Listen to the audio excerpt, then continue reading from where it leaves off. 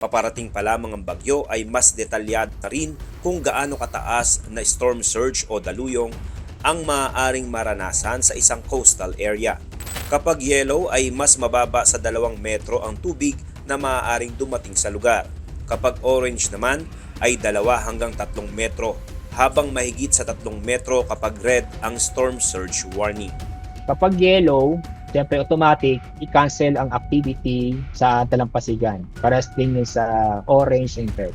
Pero yung action dito sa yellow ay maging handa at iwasan na para sa malapit sa dating dagat. Kapag naman orange, pinapayuhan na lumikas, lalo na yun sa mga mababang lugar at malapit sa dalampasigan. Kung ba lumikas na, kasi ang taas ng alon, 2 to 3 meters. Lapas sa atin.